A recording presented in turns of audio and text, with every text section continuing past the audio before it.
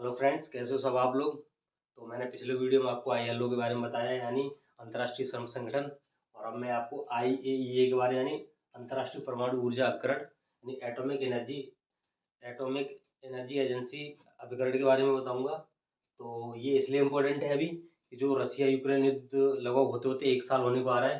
तो जो रसिया ने उसके परमाणु न्यूक्लियर रिएक्टर को अटैक किया है, तो ये एजेंसी काफ़ी चर्चा में रही कि वहाँ का इसने दौरा किया है। और एक चीज़ और ज़रूरी बताऊं कि इसमें क्या है कि 2018 में यूपीएससी में इसका क्वेश्चन पूछा गया था, और वो क्वेश्चन सीधा सीधा था। तो मैं आपको बताऊंगा कि इसमें उस क्वेश्चन का आंसर क्या था और कैसे उसने पूछा था यूपीएससी ने। सिंपल आंसर था, मगर मोस्टली स्टूडेंटों ने वो गलत किया था। तो मैं आपको इसके गठन और इसका मुख्यालय के बारे में सब बताऊंगा कि कहाँ कहाँ है, क्या कैसे क्या ये बॉडी काम करती है। चलिए, तो हम इस पे बारी बारी से चर्चा करते हैं। तो इसकी सबसे पहले देखते हैं कि इसकी स्थापना कब हुई थी। इसकी स्थापना हुई थी 1957 में, और उस टाइम फाउंडर कंट्री थी समथिंग 45। इंडिया इसका फाउंडर मेंबर था।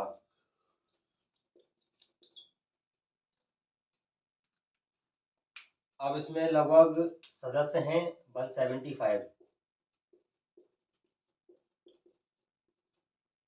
और मैं बता दूं इसका मुख्यालय कहाँ है।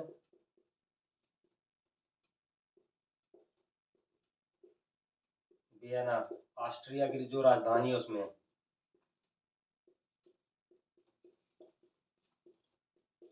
अक्सर कर ये मैच मैच करने के लिए पूछा जाता है कि अंतर्राष्ट्रीय परमाणु ऊर्जा अभिकरण का मुख्यालय कहाँ है। इस तरह से मैच करने के लिए आ जाता है, इस तरीके से। और भी वेरियस एजेंसी दी होती हैं उनके बारे में, जैसे आईएलओ पूछ ले, डब्ल्यूएचओ का पूछ ले, इस तरीके से। तो मैं अब बताना चाहूँगा उसका कार्य क्या है अंतर्राष्ट्रीय परमाणु ऊर्जा एजेंसी का। विश्व में परमाणु ऊर्जा का शांतिपूर्ण तरीके से उपयोग करने के लिए ये एजेंसी बनी थी। और ये एक स्वायत्त संस्थान है।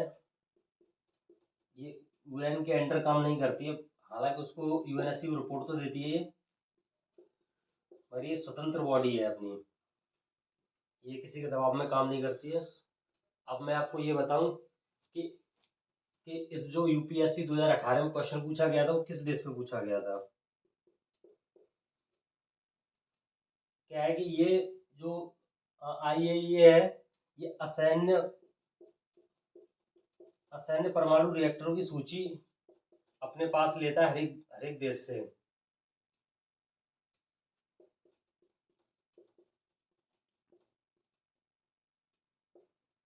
और जो सैन्य परमाणु रिएक्टर हैं वो हर एक कंट्री अपने अपने देखो उसको सीक्रेट रखते हैं, और उसको नहीं लेता जाके। तो उसमें यही पूछा गया था, निम्न में से आईए के बारे में कथन में चर्चा कीजिए। तो उसमें ये पूछा था कि असैन्य परमाणु रिएक्टर आईए के दायरे में आते हैं या सैन्य परमाणु रिएक्टर आईए के दायरे में आते हैं। तो वही इसका ऑप्शन था, देखो कि सैन्य परमाणु रिएक्टर इसके दायरे में नहीं आते। इस तरीके से सिंपल क्वेश्चन था। तो मैं इसमें सबसे इम्पोर्टेंट ये चीज़ बताना चाहूँगा, इसका मुख्यालय और इसका गठन कब हुआ था। और ये असैन्य परमाणु रिएक्टरों की सूची साल में एक बार अपने पास मंगाती है, जिससे कि ये दे सके कि इसका जो न्यूक्लियर फैसिलिटीज है उसका गलत इस्तेमाल तो नहीं हो रहा है।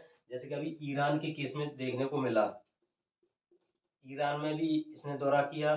और उत्तरी कोरिया में तो अलाउ ही नहीं है, जबकि उसने परमाणु परीक्षण कर लिया है और वो परमाणु संपन्न कंट्री है। फिर भी ये उसको रोक नहीं पाया, ये संस्थान थोड़ा विफल हो गया। तो फ्रेंड्स, इसको याद रखना इस टॉपिक को, आईएईओ को, क्योंकि जिस हिसाब से अभी रसिया यूक्रेन युद्ध हुआ है, तो ये टॉपिक इंपॉर्टेंट हो जाता है। आगामी परीक्षा यूपी पीसीएस और यूपीएससी में पूछा जा सकता है। तो इसको स्टडी करिए और ठीक रहिए। फिर मिलते हैं। जय हिंद।